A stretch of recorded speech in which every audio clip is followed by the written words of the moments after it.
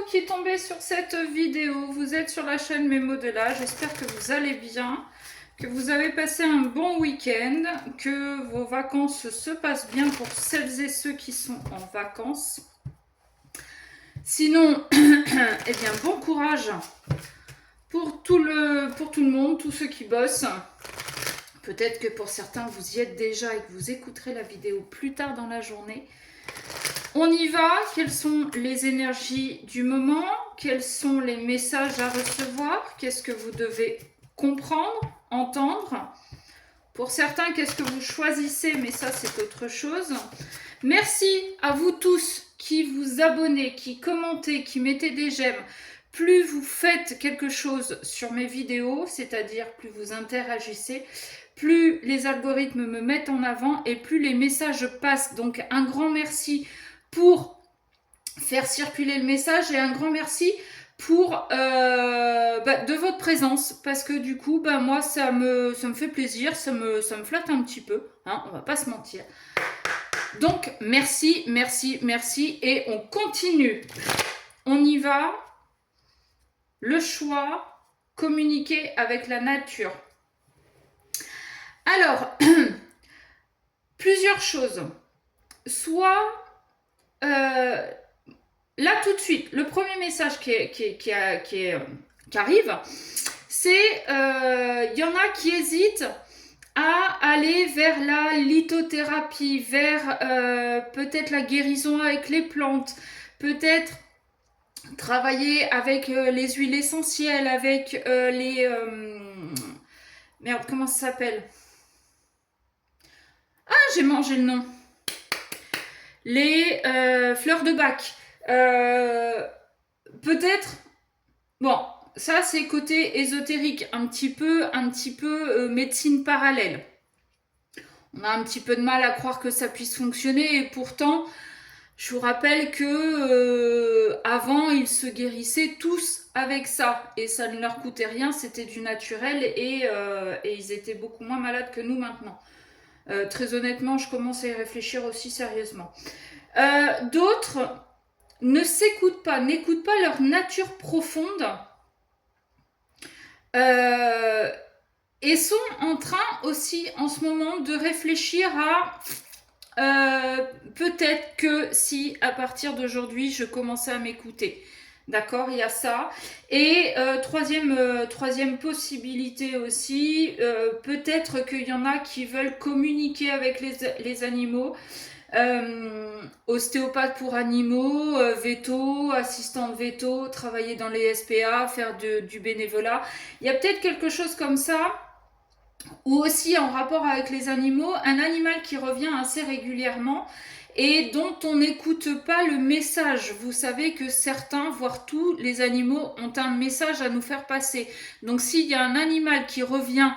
Alors j'ai envie de vous dire, hormis les chats et les chiens, parce que bon, c'est des animaux plus ou moins communs, mais si par exemple vous avez un chat d'une certaine couleur qui revient très régulièrement alors que vous ne le voyez jamais avant, ou un oiseau, ou quoi que ce soit, essayez d'être un petit peu plus attentif à ça aussi. Il y a des messages à entendre et à comprendre à travers les animaux. Bon, bah rien qu'avec 2 cartes déjà, on a pas mal de messages. D'où le fait que les guidances soient des guidances générales, qui ne pourront pas parler à tout le monde. Donc vraiment, vous prenez ce qui résonne à l'intérieur de vous, et résonne R-E. Si c'est résonne R-A-I, c'est la raison, c'est la tête, c'est le mental. Mais après, je vous l'ai dit au début, certains choisissent. Bref, et on avait le choix. D'accord, l'impossible, peindre les roses en rouge.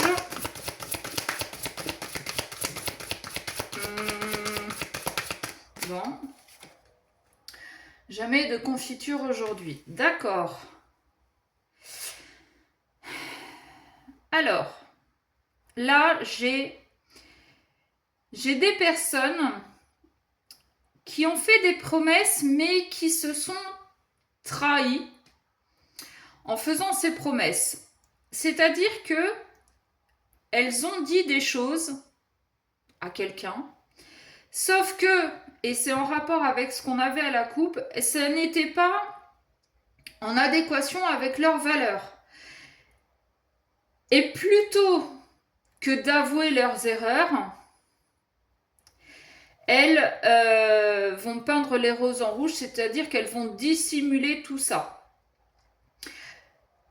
Elles ont cette croyance limitante de ne pas pouvoir changer. D'où le fait de faire des promesses qu'elles ne tiendront pas. Elles font des promesses, mais ce que j'en comprends là tout de suite, l'interprétation que j'ai, c'est au fond d'elles, elles en auraient envie. Je m'explique. On peut avoir quelqu'un là, dans un couple, donc il y a un des deux protagonistes qui vous dit bah tiens, j'ai envie de partir en voyage avec toi. Mais au moment de planifier ce voyage, va trouver toutes sortes d'excuses pour ne pas y aller. J'ai trop de boulot, financièrement je peux pas, c'est pas le bon moment, gna gna gna gna gna gna. Ok. C'est quelqu'un qui, tout au fond de lui, a très envie de partir en voyage avec vous, mais il y a une peur. Alors peut-être due à ses relations passées, peut-être due à son éducation, qui fait que cette personne ne passera pas ce cap d'acter ce voyage avec vous. D'accord? Et plutôt que d'avouer ses peurs, ses croyances limitantes, ce qui peut le retenir, eh bien, on va vous faire croire que j'ai trop de boulot, j'ai pas les moyens financiers, c'est pas le bon moment, il va y avoir trop de monde. Vous voyez, ce genre d'excuses-là. Bon, adapté à votre situation, là, c'était vraiment un exemple. Très probablement que si je l'ai sorti, c'est pas complètement au hasard.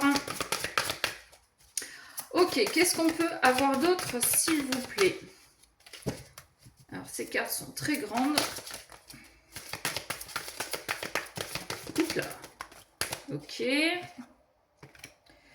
Mortalité. Alors, mortalité, c'est pas... J'annonce pas la mort de quelqu'un, hein, pas du tout.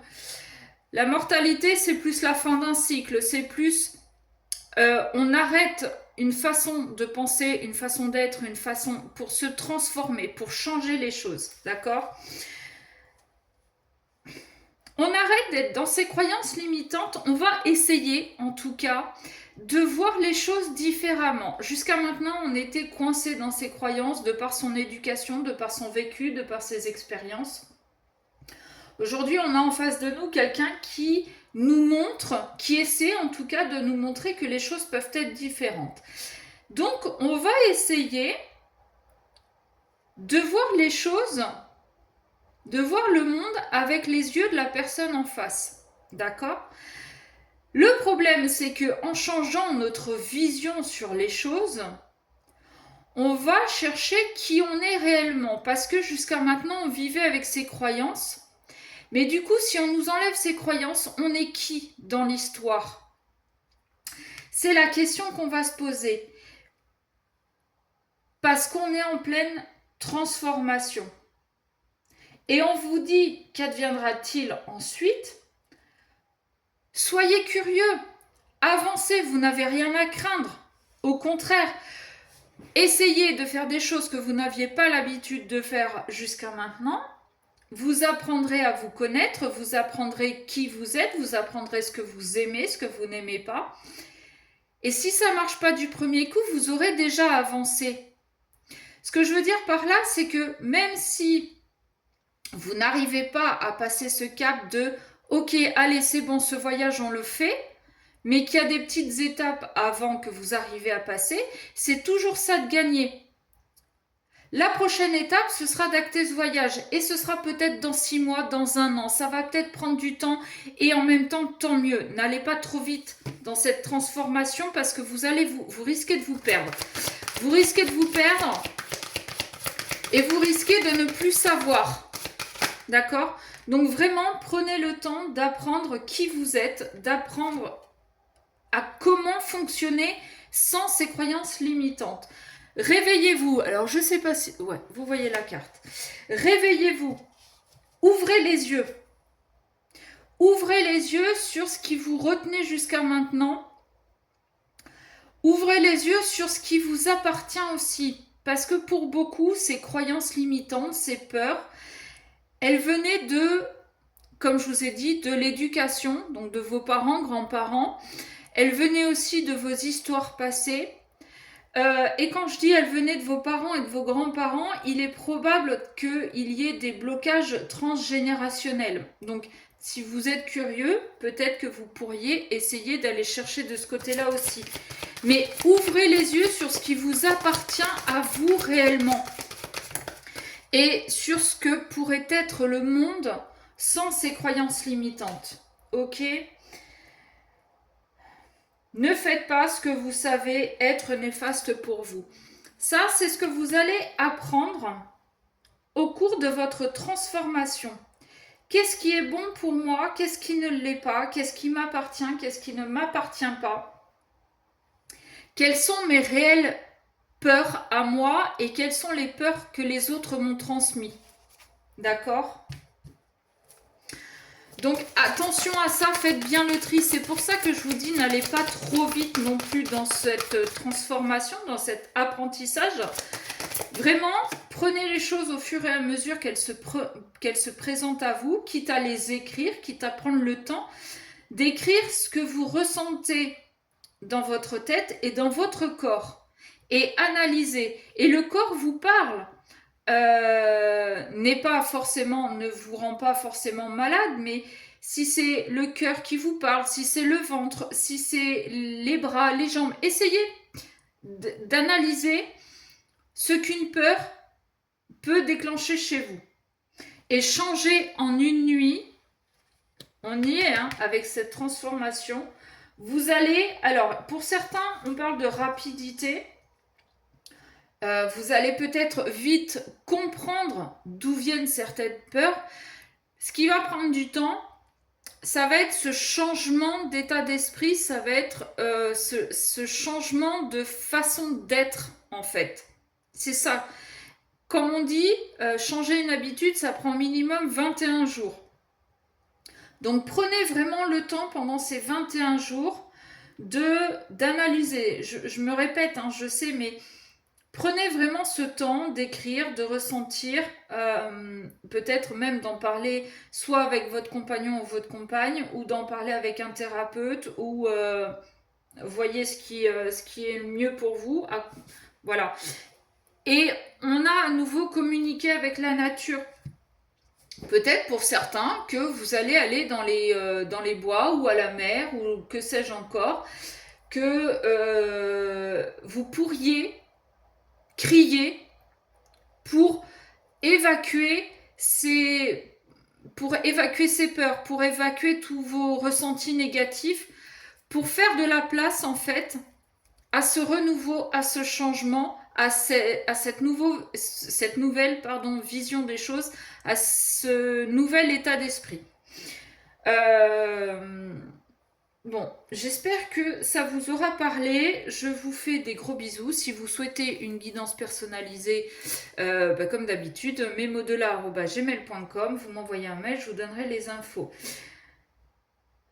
Je sais que ça ne va pas plaire à tout le monde parce qu'on ne parle pas de sentimental. Mais j'ai envie de vous dire, si vous voulez avancer sur votre vie sentimentale, peut-être que certains, vous devez apprendre à passer par là. C'est dur, je sais, j'y suis passée. Chaque nouvelle étape nous met un petit peu son dessus-dessous. Mais prenez vraiment ce temps si vous voulez vraiment ce que vous avez toujours rêvé. Voilà. Sur ce, je vous fais des bisous, je vous dis à très vite.